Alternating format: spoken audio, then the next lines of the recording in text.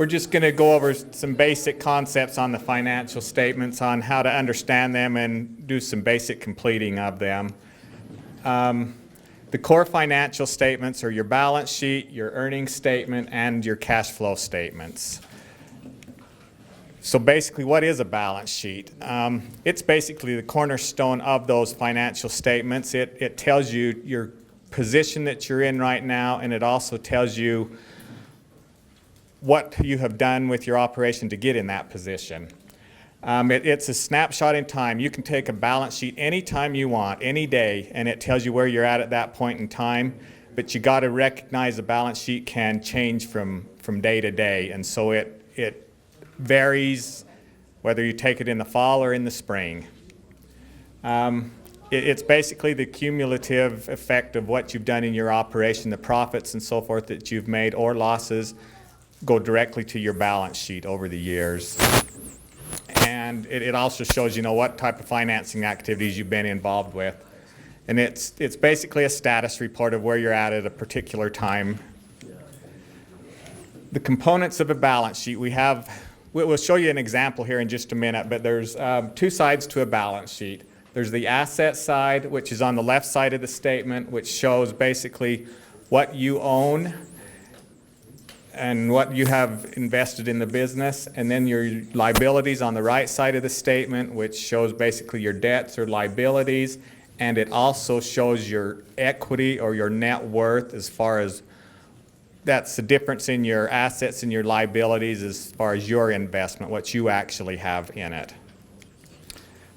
Sarah, we had a little problem with our link that it wouldn't go directly to it to just show you an example of a balance sheet. No, we're fine. But basically on the left side here, let's see.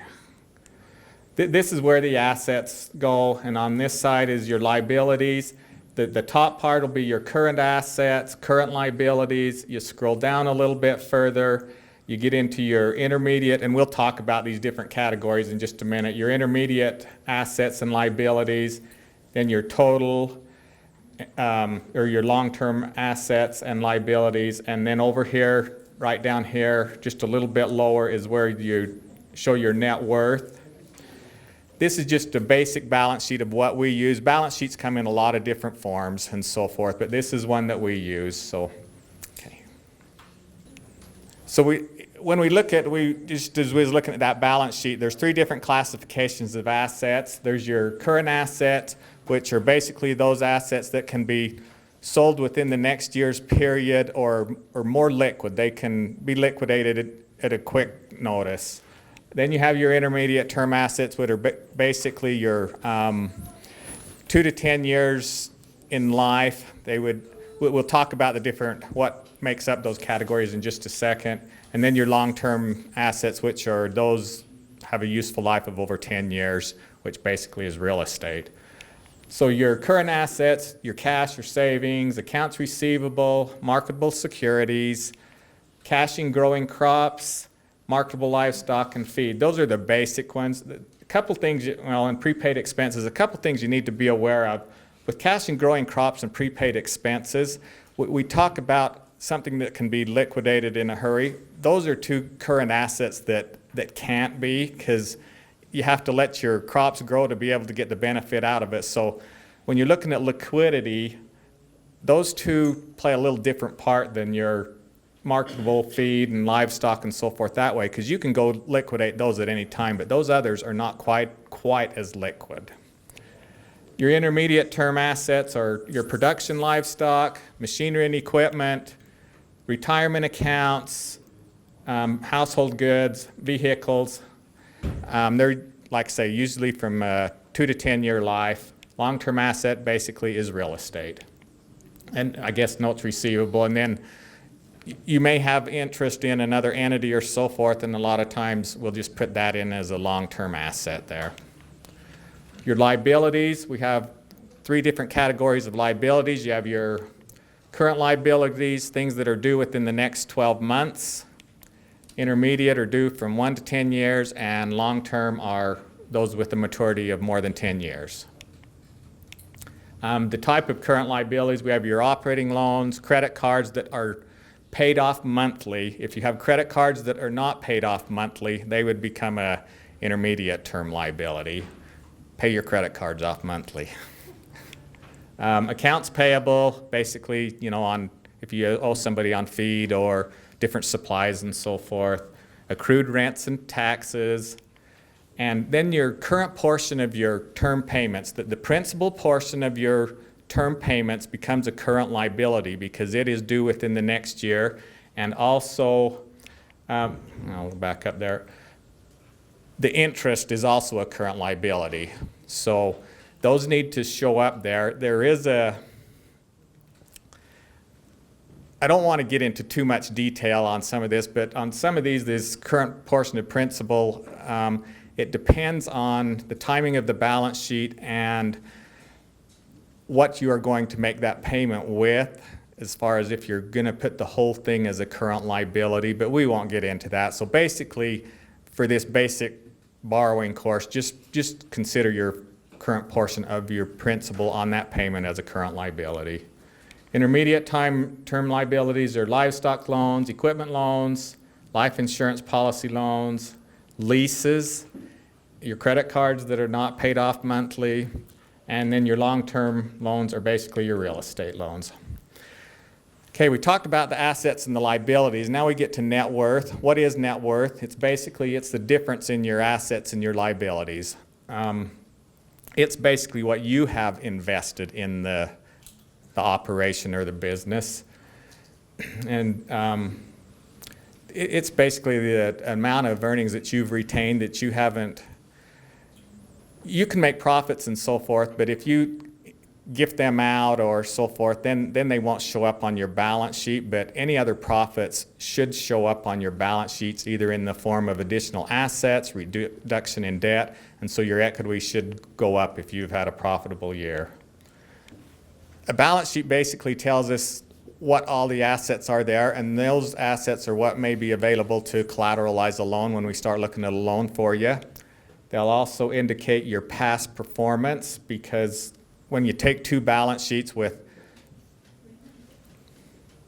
even dates, and the even dates that I really like the best are year-end dates. We'll get into that in just a minute, but year-end dates we'll show how they all work together with the balance sheet and the earnings and everything that year. Year-end dates are the best to analyze your true financial position. Anyway, when you compare your beginning and year, ending year, it will show you your progress or your decrease.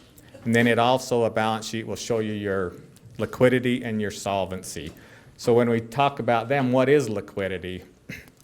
A lot of these things Burke's kind of touched on, and Cody, so we won't go into a lot of details, but basically liquidity is your ability to meet your short-term obligations.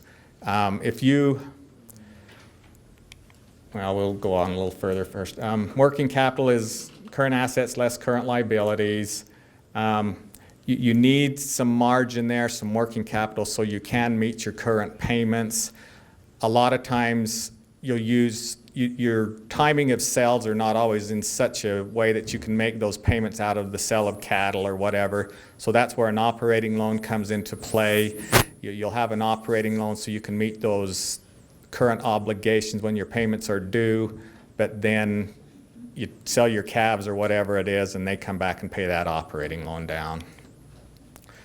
He talked a little bit earlier of that current ratio. It measures the amount of working capital we have. And then solvency basically is what you own there. To be solvent, you've got to have more assets than you do liabilities. There's no question there. But then there's still the question of how solvent are you? Just because you have $1 million of assets and $900,000 of debt, you're solvent, but you're not very solvent.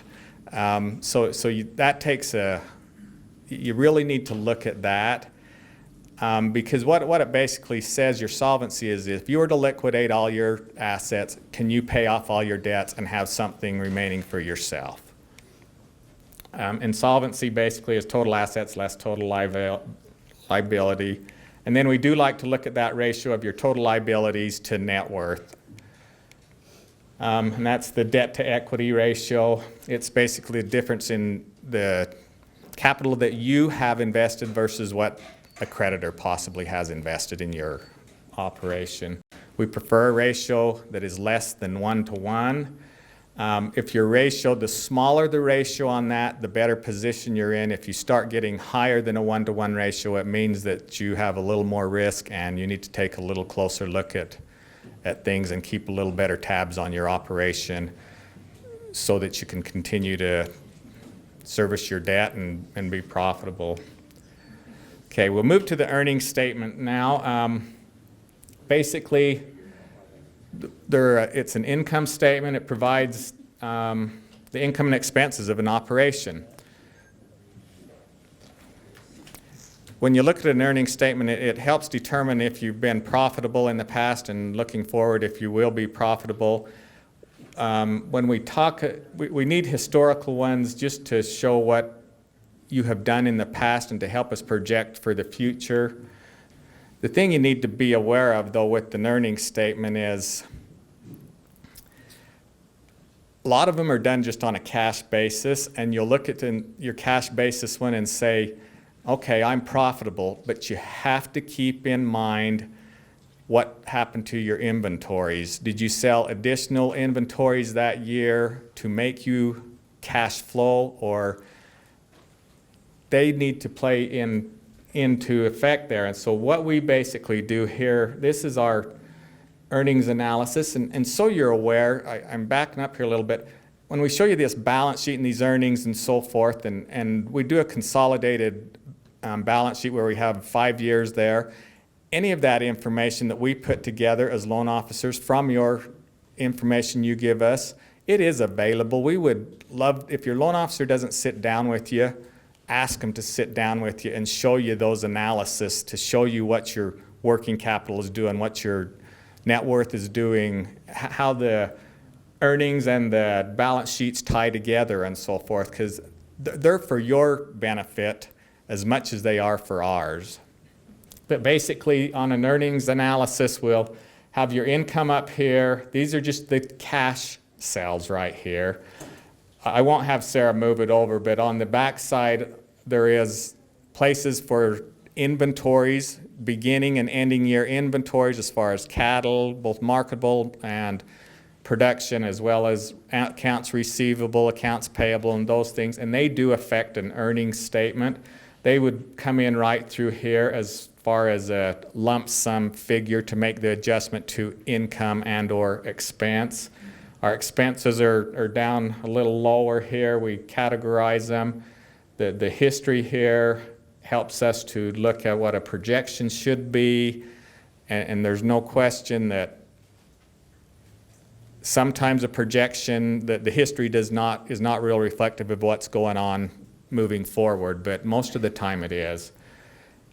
You take your expenses there, and then you get down into here. There's depreciation. We'll talk about in just a sec a little bit. Then you have your non-farm income, salaries, or anything that is your job, whatever type of work you may have outside of the farm. Your taxes and living expenses are subtracted out, and then you get down here on whatever your debt payments are, and we get down to a bottom line as far as what our margin is, and hopefully that margin's positive. But this is really a good form, and it's there too for you to complete. You can, if you want to go back and spread all your past year's tax returns on here, or profit and loss, great. But we probably have it for you that we could provide for you, so okay. Your loan officer would be happy to share that information with you. It's not secret. It's for you as much as for us. So components of an earnings statement, we kind of went over the income, which is basically the value that you produce or the selling in the normal course of business. And then, like I was saying, you have to take your inventories from the same period and either adjust for them to get a true picture of what your operation is really doing, because you can have a cash statement that looks good or bad, but if you put your inventories in there, it will give you a true picture of what your statement's really doing. Say total revenue can increase or decrease depending on inventories. Expenses or the cost associated with producing that revenue. You put the cash outlays in there, but then you have to adjust for whatever's happened to your accounts payable, and these different things, prepaid expenses and so forth, your accrued liabilities for the year. Then you have your non-cash expenses. Depreciation, we won't get into it, can be a little bit complicated at times because everybody's depreciation is a little bit different, but you do need to account for some depreciation basically because you've got an asset out there with a useful life, and depending on whether you turn equipment over regularly, fairly quick, or keep it as a long time, you've got to be able to replace it at some point in time, and so you've got to have a cost in there. It's a non-cash cost, but it needs to be there. And then once in a while, you'll have a capital asset sale that will show up on an earnings statement. You need to take that into account. It needs to show up, but looking forward, you need to basically discount that out because that's a one-time cash income, I guess. Then you get your net farm earnings was the difference between the total revenue and the total expenses. And then there's the non-farm income that you may have or may not have. And it's important to us too because you think, well, you're just doing our farm loan, but that non-farm income is important because it shows us whether you can maybe live off your non-farm income or if you have to provide a living out of your farm and so forth. So all of it plays a part. Earned net worth. Basically, when we talk of earned net worth, we're talking of what you gained in equity over the year, and we can arrive at that earned net worth two different ways. We can arrive at it through your earnings analysis or through your balance sheets.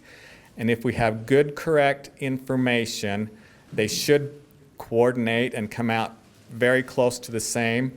And that's where when I was talking, I would encourage everyone to do a year-end balance sheet so it will match up with your earnings, your tax returns or your profit and loss, unless you're on a fiscal year, but it just will pay you benefits and it helps us.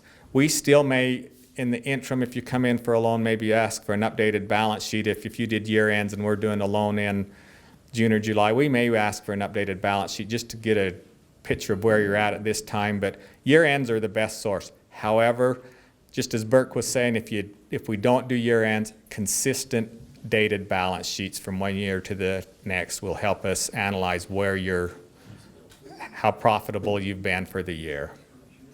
How do we calculate our net worth? We basically, from a balance sheet, you take your earned net or your net worth from the prior year and your earned net for the next year, and say it's $100,000. Well, you have to also account for some other things that may have gone on during that year. If you had an inheritance that came in, that is not an earned gain. All we're trying to arrive at where your operation, what it truly gained over the year. It's legitimate that your net worth may have gone up more than your true earned gain, but that would have come from things like inheritance or somebody gifted you something or you had so forth like that. And then you also have to account for capital items purchased during the year or sale of capital assets to make sure that you're not having a gain or loss based on selling or purchasing of assets. You need to get to the bottom line is that earned gain from operations. So basically, we say you take the beginning net worth and the ending net worth and then add or subtract those appropriate items as we move forward. And why is it important? Because it basically shows the actual profitability of your operation. When we look at the cash flow too, we come to the same thing. The cash flow, though, covers an operating cycle for 1 year, shows cash coming in and going out, can summarize your transactions from the past so that we can project our future. And the earnings statement itself, like I say, doesn't show the non-cash. when you get an accountant, your P&L or so forth from your accountant typically, or your earnings statements there, they're typically on a cash basis. They don't account for your inventories, and that's where that's really important that we look at is your inventories, what's happened with those to make sure that you really are producing a profitable operation. If we get into cash flow statements, this is basically a budget and cash flow statement that we use. This top part here will itemize. You're going to sell X number of calves, so much hay, so many acres of hay at 5 ton per acre, $200 a ton or whatever it is. Then we'll spread it out across the time frame of the months that you think you're going to liquidate or sell it. You scroll down and then you get into the expenses.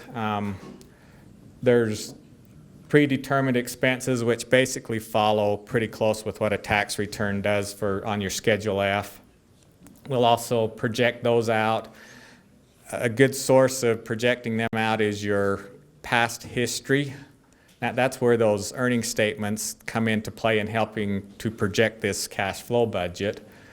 And then if you get down further, you can put in your term debt payments and so forth. And what some of these things do is, this form actually will, if you'll go down just a little bit further, Sarah, you can start out with a beginning loan balance here. If you were doing this through an operating loan, and then it projects when the funds will go out, when they'll come in, and it will show you how much of a line of credit you possibly need during the year, whether you need $50,000 or $1 million. And then we can set your loan up accordingly. And we know there's variation from year to year, but we want to try and give you enough to make you be able to operate your operation throughout the year. So that's good. Say they're used to develop your marketing strategies, your inputs and your outputs. You plan your financing needs, when your income's coming in, or when to know if you need to borrow some money to make those term loan payments to keep yourself current. It's always good if you can try to get your term loans payments to coincide with when your income does come in. I mean, a lot of cow-calf guys sell their calves in the fall. Hopefully you can make your payments due in the fall, and that way it could possibly eliminate needing an operating loan or something. And then, like I said before, it helps establish peak borrowing needs, at what point you need to, if you need a $100,000 loan or $1 million loan as far as operating loans. In developing a cash flow budget, we want to look at the past expenses and income. Plus, though, you want to also look at current market conditions and so forth for a one-term. If you're just looking at it for 1 year, you can use more of your going concern right now prices and so forth. But if you're looking at a longer term loan, we need to back off especially recently where we've had, $3 calves and $200 hay and so forth. We don't want to use those prices in determining a budget for a long-term loan, because it's not going to happen year in and year out. We as an association establish some long-term prices for all our different commodities when we're looking at a long-term loan, and try to use those, and feel like they've been pretty relatively respected for what we're looking at. Good thing too is if you operate different enterprises, if you have cow-calf, if you have feeders, if you have hay and so forth, if you can develop budgets for each of those enterprises, more power to you. That's great. And then you can consolidate them all into one as far as getting your earnings for your full operation. But you really ought to know what your costs and income are for all your different enterprises that you're involved in, so you know if it's a worthy enterprise, whether you should be in it or not. Things to remember: just be realistic when you're doing your projections. Don't overestimate your yields or your weights. It's always better to come in better than what you thought than less than what you thought. As I was saying, don't use outlandish prices like we've had for a couple years that aren't, well, we found they can drop off in a hurry. And consider all expenses and build a buffer in for yourselves. and use your long-term prices, a little more conservative prices when looking at long-term stuff. So how do all these work together? I think you can understand how the balance sheet, you can see comparing balance sheet year end and year out with the same dates, how you can see what your true gain is there. But when you look at your earnings, the place that it factors in is you're taking into account moving stuff onto that earnings statements from the balance sheet, your marketable inventories, your feed, as far as cattle and so forth, your feed, your payables, and they all then in turn help you determine the earned gain on an earnings statement too. So they work hand in hand together. Just a little bit, we do establish some basic lending standards for our different commodities that we finance. There's several different commodities, but our basic ones are cow-calf, our feeders, our dairies, crop, and then we have a few specialized in poultry, greenhouse meat, and so forth. But we set standards up for what we like to see in working capital, ratios, what we like to see in the debt to equity. All these standards are just a little bit different from entity to entity because some have a little more risk than others, and so we take a more conservative approach on those with a little more risk to them. But we set up these standards so we as loan officers can help guide you into making wise financial decisions. And we're more than happy to share what those standards are with you and so forth, but we won't take the time to do it right now. But it can get complex when you start linking them together, but just make sure that when you're looking at it, you try and establish what is your true gain. Don't let things make you think you're making a profit by selling a long-term asset off or not taking into account what your inventories are doing. But our whole basis is just making your operation profitable and seeing what you need to do to change it, possibly. And these are some sources that we look at to help make those determinations. And like I say, we would be more than happy to share this information with you at any time. It's for your benefit too. So.